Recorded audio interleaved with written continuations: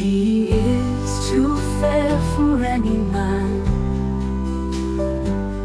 to see or hold his heart's delight.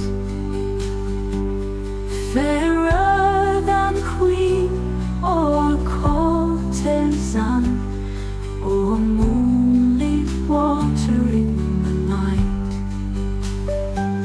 Her hair is bound with myrtle leaves, green leaves upon her golden hair, green grasses through the yellow sheaves of autumn corn are not more fair. Her little lips were made to kiss, then to cry bitterly for pain,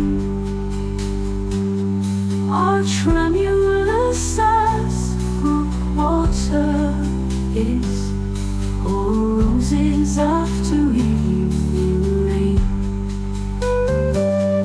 Her neck is like white melon,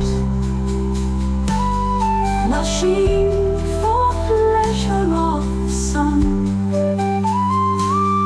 The throbbing of the linnet's throat is not so sweet to look upon as upon a granite cut in twain, wine singing in her crimson mouth. Her cheeks are as the fading stain where the peach redens to the south. Oh, tiny hands, oh, delicate, white body made for love and pain. Oh, house of love, oh, desolate, pale flower, beaten by the wind.